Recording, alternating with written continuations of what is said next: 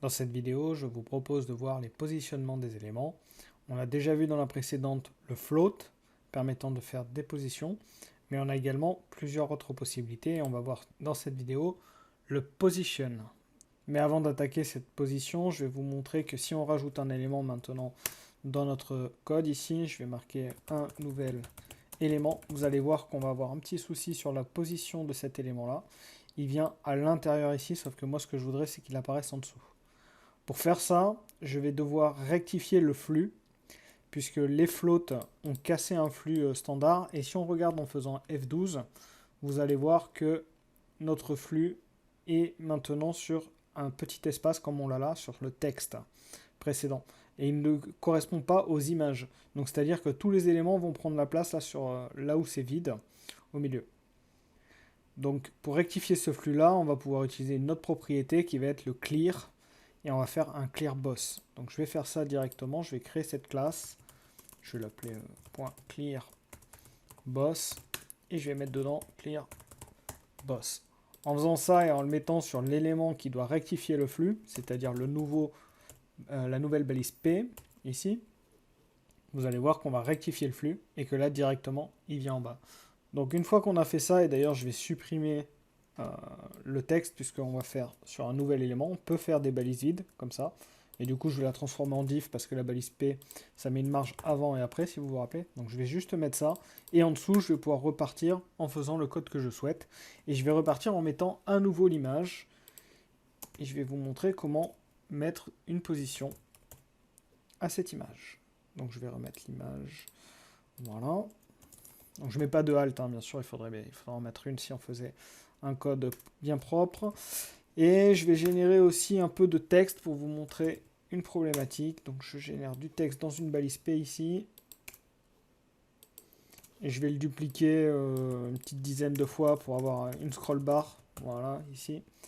Donc j'actualise. On se retrouve bien à avoir cette scroll bar. On a rajouté l'image ici. Et on a mis notre texte en dessous. Donc ça c'est très bien. Maintenant, ce que je voudrais, c'est que cette image, je ne veux pas qu'elle apparaisse à l'endroit où j'ai prévu ici, mais j'aimerais la placer, par exemple, en haut ici. Donc, pour pouvoir définir une position à cette image, on peut utiliser une classe position. Donc, je vais le faire ici, je vais créer une nouvelle classe, je vais l'appeler position, et je vais définir une position absolue. Et en faisant ça, je peux définir les propriétés top, left, right, bottom. Donc là, je peux écrire top, je veux que ça soit à 0 du top, et vous allez voir ce que ça donne directement. Donc si j'actualise, alors par contre, il faut bien sûr mettre cette position au niveau de notre image. Donc je reviens ici sur l'image, on va mettre la classe. Et donc si j'actualise, l'image maintenant apparaît en haut à gauche, alors qu'elle était prévue à un autre emplacement. Et si je scroll, on peut voir que l'image ne scrolle pas avec, elle reste bien positionnée tout en haut. D'ailleurs, je vais rajouter à nouveau du texte parce qu'on n'a pas assez de scroll bar maintenant. Voilà. Donc on peut bien voir que l'image ne bouge pas.